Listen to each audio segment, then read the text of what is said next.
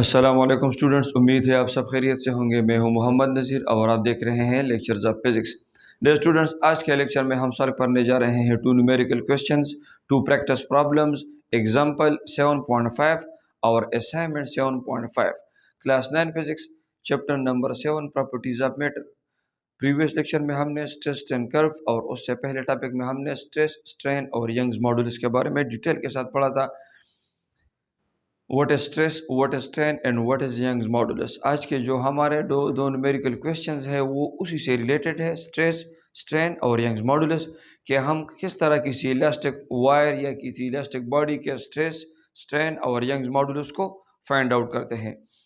So the example 7.5 is a wire of length 5 meter and area 0.03 meter square is stretched 0.15 meter with an elastic limit of by hanging weight of 270 Newton. Calculate the stress, strain and Young's modulus. ये एक wire है, ये एक wire है जो इस fix support से suspended है। ये वायर, तो इसका ओरिजिनल लेंथ L से हम इसको जाहिर करते हैं, वो 5 मीटर है। ये इसका ओरिजिनल लेंथ है जब कोई भी वेट इसके साथ सस्पेंडेड नहीं है।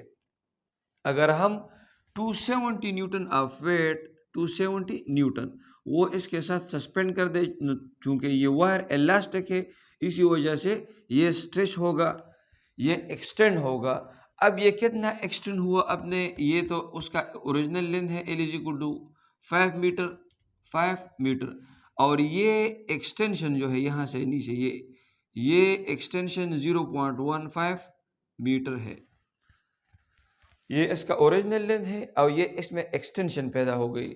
तो हमें इस वायर का इसका स्ट्रेस भी फाइंड आउट करना है, इसका स्ट्रेन भी फाइंड आउट करना है और इसका यंग्स मॉडुलस। तो गिवन डेटा में ओरिजिनल लेंथ जिसे हम कैपिटल L से जाहिर कर रहे हैं, एरिया ऑफ क्रॉस सेक्शन इसको A से, वेट यहाँ पर फोर्स के बराबर है, ये वेट ये फोर्स एग्जर्ट कर रहा है।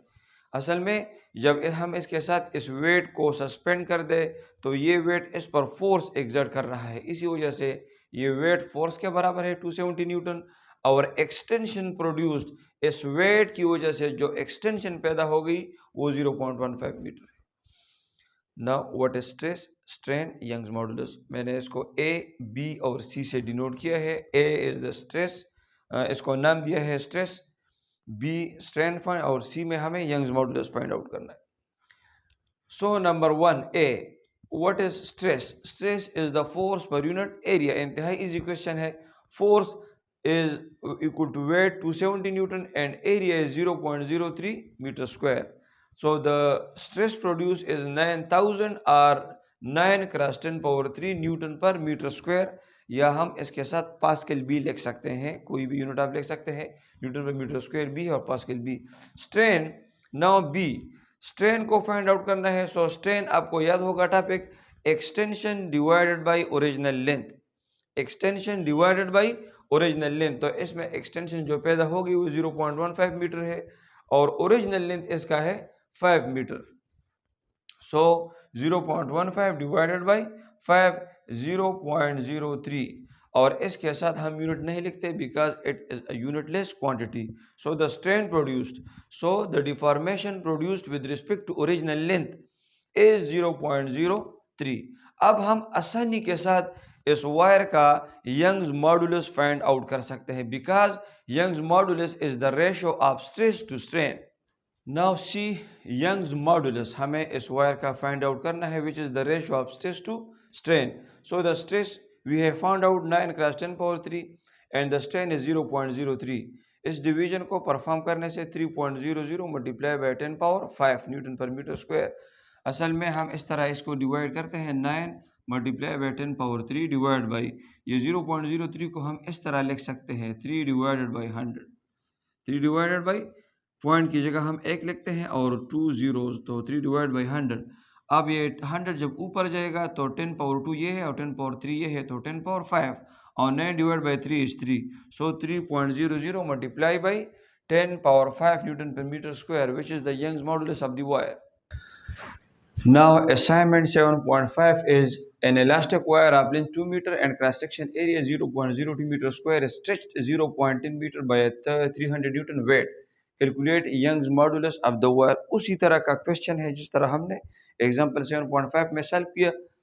वायर है उसका, अब इसका लेंथ 2 मीटर है, लेंथ ओरिजिनल लेंथ, और इसमें जो एक्सटेंशन पैदा हो रही है वेट सस्पेंड करने से तो वो 0.10 मीटर है, और जो वेट हम इससे इसके साथ सस्पेंड कर रहे हैं जिसकी वजह से ये स्ट्रेच हो रहा है तो वो 300 न्यूटन वेट है। तो गिवन डेटा इसमें लेंथ 2 मीटर है, एरिया 0.02 मीटर स्क्वायर है, फोर्स 300 न्यूटन है और एक्सटेंशन 0.10 मीटर है। हमें सिर्फ यंग्स मॉडुलस की वैल्यू फाइंड आउट करनी है इस वायर के लिए, इस मटेरियल ऑफ द वायर के लिए यंग्स मॉडुलस वाई की वैल्यू। लेकिन यंग्स मॉडुलस की वैल्यू तक पहुंचने के लिए हमें स्ट्रेस और स्ट्रेन की ज़रूरत पड़ेगी, because y is equal to Young's modulus is the ratio of stress to strain. How much strain is produced पर a given stress in a wire, stress divide by strain. तो Young's modulus के लिए अगरचे हमें ये इस question में हमसे पूछा नहीं गया कि स्ट्रेस और स्ट्रेन को भी फाइंड आउट करना है जिस तरह एग्जाम्पल 7.5 में, लेकिन हम यंग्स मॉडुलस को तब ही मालूम कर सकते हैं जब हम स्ट्रेस और स्ट्रेन की वैल्यूज को फाइंड आउट करके इक्वेशन नंबर 1 में उनको पुट करेंगे। So first of all we have to find out stress.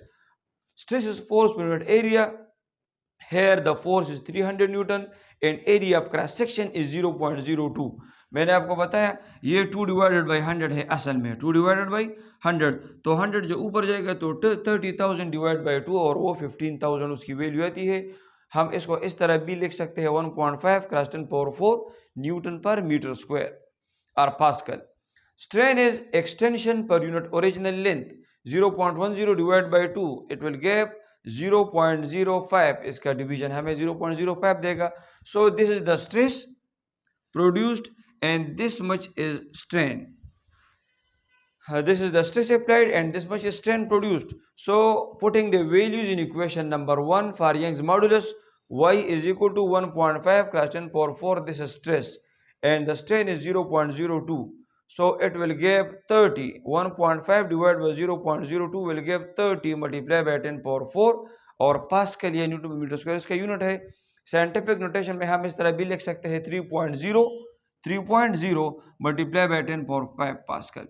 Point को हम इस तरफ लाएंगे 0 से तो 1 डिजिट, चूंकि हमने टुवर्ड दी लेफ्ट मूव की इसी वजह से हम वहां पर 10⁻1 इंक्रीज करेंगे, so 10⁵। So the Young's modulus of the wire is 3.0 multiply by 10⁵ pascal.